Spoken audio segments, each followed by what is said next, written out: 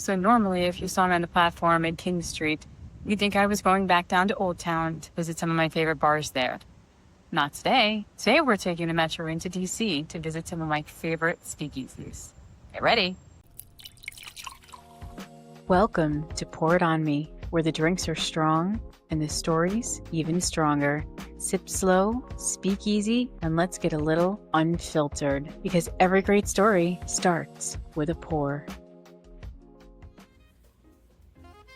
When you think of the Roaring '20s, I'm sure most of us think of a woman in a flapper dress and a man in a bow tie. One at least with a cigarette in hand, maybe the other with a drink, and a simple string of pearls. And those things were mostly done in a speakeasy. But how did Prohibition come about? And those speakeasies, those wonderful hidden little places to enjoy, come into play? Well, I'm about to pour it on you instead and tell you the story. So probably the most famous woman of the temperance movement, which is essentially what led to Prohibition to begin with, was Carrie Nation. And if you haven't heard of her, she is the hatchet-wielding spouse that decided that she was really upset that her husband would come home drunk all the time. So she decided to go threaten bars and bar owners and literally chop up different sections of the bar with her hatchet. And that led the women of the temperance movement to push for a law to be passed to request that sales of alcohol in the United States be banned. And sure enough, the 18th Amendment was passed in 1920, and essentially it kind of put the entire country on a detox smoothie cleanse. Hopefully forever is what they were hoping. The idea was that without alcohol, everyone would just magically become perfect, God-fearing citizens. And I'm going to give you a spoiler alert. They did not. And so, what did Americans do? They invented the speakeasy. Suddenly getting a drink wasn't just happy hour, it was a top secret mission. So you needed passwords, or you had to know a guy who knew a guy, and the whole thing felt dangerously fun. They made drinking cooler just by making it illegal. And the classic do not touch parenting fail. We all have experienced that one at a time or two in our lives. And right as this was happening, women were getting the right to vote, and it seems that the first unofficial vote was to hit the dance floor. And Speakeasy became the hottest social spot, with men and women partying together and inventing the Roaring '20s. So of course, with all the secret booze, organized crime basically hit the jackpot. Your friendly neighborhood bartender was suddenly a guy named Knuckles, who probably had a Tommy gun in the back room. Oops. And finally, after 14 years of glorious, chaotic mess, the Great Depression strolled in, and the government looked at the empty bank account and went, you know what sounds great right now? Tax revenue. And where was that coming from? All the illegal booze sales that they were not getting their hands on anymore. And like that, they just Control-Z'd on the Constitution, repealed the whole thing in 1933. And it's the only amendment to have ever been deleted, making it America's most epic seen and then unseen message. But the speakeasy itself remained, maybe not as glorious as it once was in the 1920s, or secretive. There's still an allure to it, and every single one that I go to has been different. So today I decided to visit 3 of the most famous ones here in DC. The first is Off the Record, which is directly across the street from the White House. So a few pieces of advice for you. One is that parking can be very difficult down there, which is why I decided to take the transit in today. You can also use Uber or Lyft if you would prefer, or get a designated driver. However, it is easiest to get there that way. You will be going to the main entrance of the hotel to get to the speakeasy, as the basement entrance on the left of the building is marked for emergency exit only. And because this is directly across the street from the White House, you may even get a glimpse or two of someone you might know, whether it's a representative from Congress or it could be a journalist you might know. But this particular speakeasy is located in the basement of the Hay Adams Hotel. So when you enter in through the lobby, you'll want to go to the left of the elevators to get down to the speakeasy.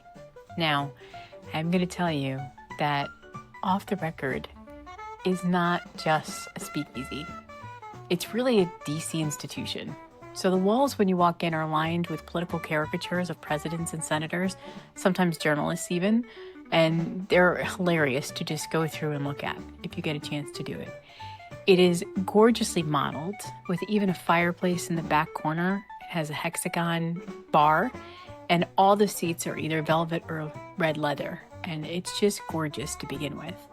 And the crowd there is a great blend of tourists and locals, and on occasion you may see a recognizable face from Capitol Hill, or even more, you don't know.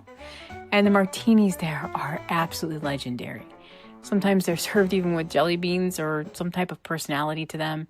I personally had one that was amazing. It was classic, refined, but still playful, with gin, which it contained number 3 gin, black peppered Lillet Blanc, velvet falernum, blueberry basil syrup, lemon, and fever tree grapefruit.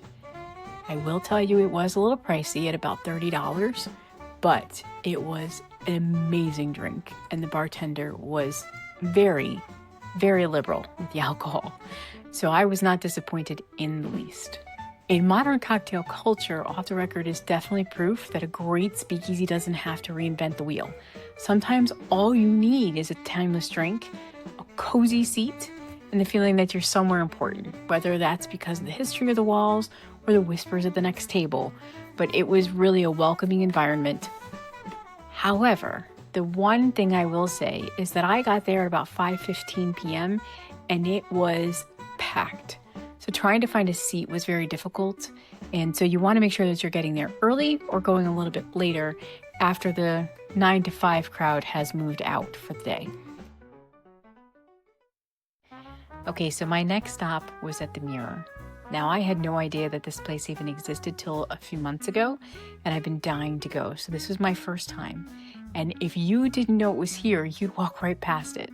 It's just painted black brick, and you have to go down a set of stairs through a glass door, and it just looks like someone put a mirror on the wall. There's even a sign that says "For Rent" on the side of it. So in order to gain access, you have to pull open the mirror and step inside, and the world just fades away. To prepare you, this place is dark, and it's intentionally done that way. So low lighting makes it so that you have to lean in to talk to people. And, it gives you that really old school speakeasy vibe. So there are some lights on the walls, and there's some lights underneath the bar so that you can actually look at the menu or be able to sign your check for that matter. But the soundtrack was pretty interesting. It was a steady stream of old school hip hop from like the 80s and early 2000s. And the cocktail menu is fantastic. Now, first, I will tell you that it's a love letter to the classics. You've got your old fashions, you've got your Tom Collins, so on and so forth. Each one is made exactly the way it should be. But here's a twist. While other speakeasies might pair their drinks with delicate amuse-bouche, the Mirror keeps it playful with snacks like Lay's chips and Lunchables. So it's part rebellion, part reminder not to take yourself too seriously. And what I loved about the menu is that all the menus were printed on the back of the cardboard of those Lay's chips boxes or other boxes from their snacks. So if you flipped it over, there was your Lay's box. So I would say in a world of modern cocktail culture, the Mirror actually stands out because it balances quality with approachability. So you come for the craft of the bartender, but you stay because it feels like you've stumbled into a cool friend's basement bar. It's that friend that has, impeccable bartending skills, but, also has a killer vinyl collection. So it was an amazing time. The drink was amazing. I actually had the Lion's Tail, which was bourbon, allspice, lime, sugar, and bitters. So again, fantastic. Would recommend. And I would say, the cocktails are listed on this sheet for $17, but because it was happy hour, it was only $12. So win-win for me, especially after having paid $30 at the last bar. So just a few blocks away from the Mirror is the Allegory, and that is actually tucked behind a sliding bookcase in the Eaton Hotel. So when you walk in, you walk up to a podium and you let the person know that you're there to visit the Speakeasy. Sometimes you'll have to wait for a few minutes for them to make sure that there's room at the bar for you, but it's usually not a very long wait. I will say that this is where cocktail culture meets literature. So the menu is designed like a storybook, literally. It combines the real-life story of Ruby Bridges with the fantastical world of Alice in Wonderland. Every drink is a chapter, complete with illustrations and a narrative that unfolds as you sip. So sitting at the bar and having the drink yesterday, I'm actually flipping through this book to read the whole story, and it's just amazing. The room itself is intimate. It's smaller, but it's comfortable, and there's a lot of couches and places to sit for people to converse, so it's very welcoming. There's rich colors and artwork all over the walls, and it kind of makes you feel like you stepped inside a modern fairy tale. And this is the kind of place where you don't just order a drink, you kind of pick an experience. And that's a huge trend in cocktail culture today.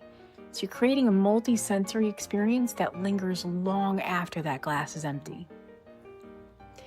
So what I ordered yesterday was the Bluest Eye, which is a combination of botanist gin, brilliant orange, blueberry dill, lemon liquor, and a strip of fruit roll-up, believe it or not, which they put on the rim of the glass. And as they give you this drink, they explain that you're supposed to peel off a piece, put it in your mouth, and then take a sip of the drink.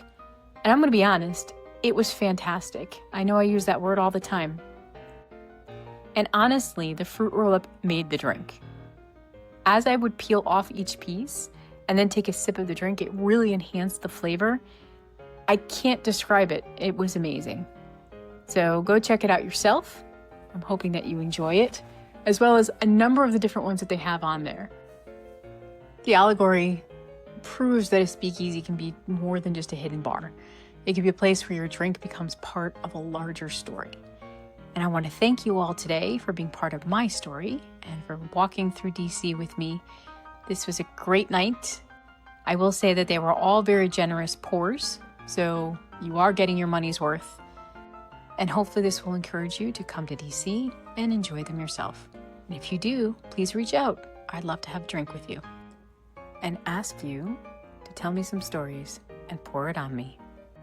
See you next time.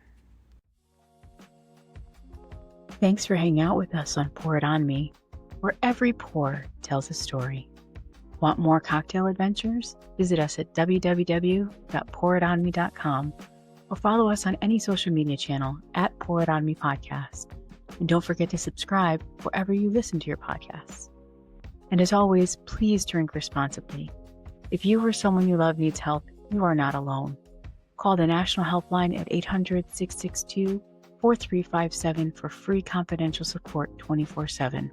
Or connect with local resources like Alcoholics Anonymous at aa.org. Until next time, keep your spirits high, your ice cold. Remember, there's always room for one more pour. This episode was produced and edited by DeSimone Digital Solutions, LLC. All rights reserved.